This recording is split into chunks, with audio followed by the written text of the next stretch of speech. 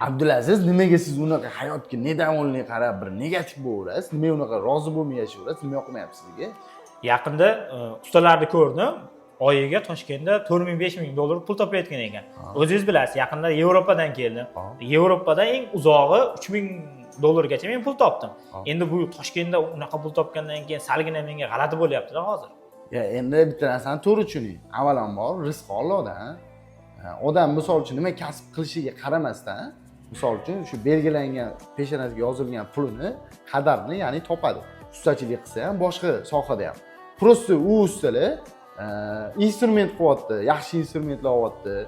Misol bizazishli apparatlar olyapti, shpaklubka sepadigan apparatlar, shukurka qiladigan.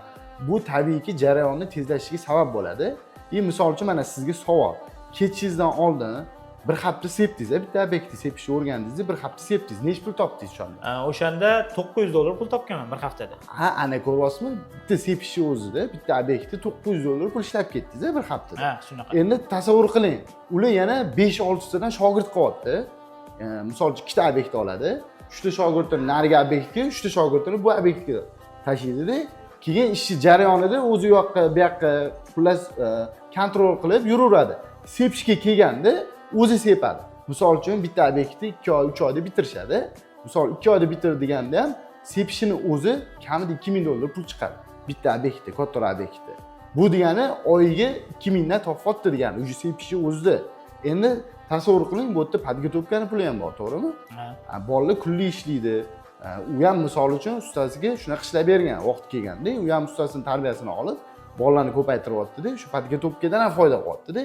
Endi bu narsa realniy bo'lib tuyulyapti mana sizga.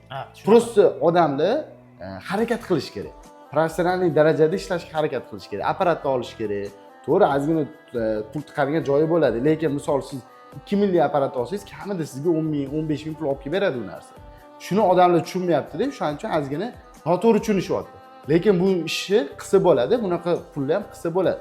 Endi rizq avvalambor Allohdan, kimdir unaqa, kimdir bunaqa topadi. Shuning uchun prosta harakat qilish kerak bo'ldi. Nima deysiz shunga? Harakatdan to'xtamaslik kerak. Professional instrumentlar bilan yaxshi ishlasa, demak Toshkentda ham shu narxda topsa bo'lar ekan, Yevropaning narxini.